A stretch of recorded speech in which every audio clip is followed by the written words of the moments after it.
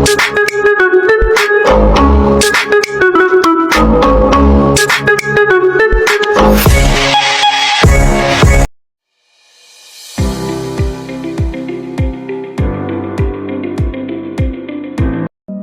cannot teach anybody anything.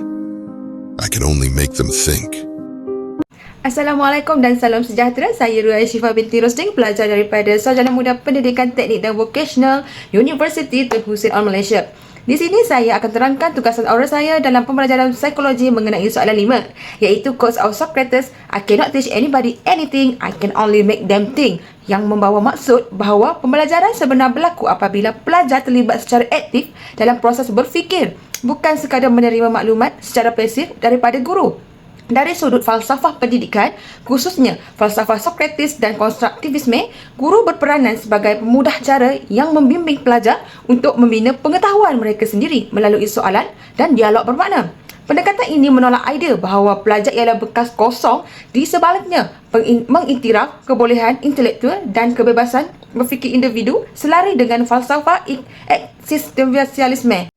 Dari segi perspektif psikologi pendidikan, kos ini sejajar dengan teori konstruktivisme kolektif piaget di mana pembelajaran berlaku melalui proses asimilasi dan akomodasi. Ia juga berkait rapat dengan teori sosial budaya Vygotsky, khususnya konsep Zones of Proximal Development (ZPD).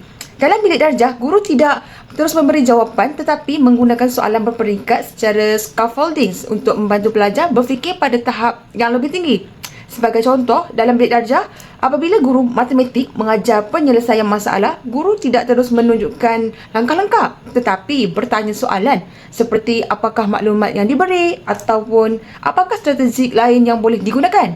So, pendekatan ini bukan sahaja merangsang pemikiran kritikal, malah meningkatkan efikasi pendiri pelajar kerana mereka merasakan bahawa mereka mampu menyelesaikan masalah sendiri dengan bimbingan yang sesuai.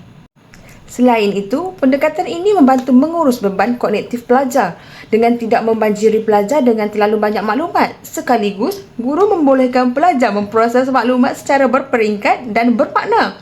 Apabila pelajar berjaya memberikan jawapan atau idea, guru boleh menggunakan peneguhan positif seperti pujian atau maklum balas konstruktif bagi mengukuhkan pembelajaran dan motivasi intrinsik pelajar. So, kesimpulannya, quotes Socrates ini menunjukkan bahawa pendidikan yang berkesan ialah gabungan antara falsafah yang membentuk cara berfikir dan psikologi yang memahami cara minda belajar. Guru bukan sekadar menyampaikan ilmu, tetapi pencipta persekitaran pembelajaran yang merangsangkan pemikiran, membina keyakinan diri dan menghasilkan pelajar yang berfikir secara kritis dan reflektif. Sekian sahaja daripada saya. Terima kasih kerana sudi menonton video tugasan oral saya. Sekian, terima kasih. Assalamualaikum warahmatullahi wabarakatuh.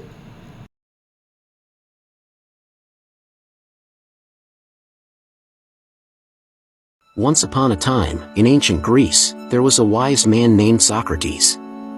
Socrates was known for his knowledge and his teaching abilities, but one day, his student asked him a very important question. Can you teach me everything you know? The student asked curiously. Socrates replied, I'm sorry, my dear student, but I cannot teach anybody anything. I can only make them think. The student was confused and asked Socrates how that could be possible. Socrates explained that he could lead a student to new ideas and help them explore concepts and theories they had never considered before. However, it was up to the individual to think critically and come to their own conclusions. Socrates compared his approach to planting a seed. He could provide the necessary water and nutrients to help the seed grow, but he couldn't force the seed to grow. It was up to the seed to absorb the resources and begin to develop into a plant. Socrates believed that true knowledge came from thoughtful consideration and questioning. He encouraged his students to think deeply about every idea presented to them, to analyze it, and to come to their own conclusions. In this way, he believed that knowledge is not something that can be passed down but is something that is discovered by the individual. So, the wise man's message was simple. He believed that the process of education was not to fill an empty mind with information but rather to spark the mind's curiosity and bring about critical thinking capabilities. With his philosophy of teaching, Socrates became one of the most revered and influential philosophers of all time. His legacy is remembered to this day as a champion of individual thought and critical thinking skills. Thus, Socrates' words still hold true today.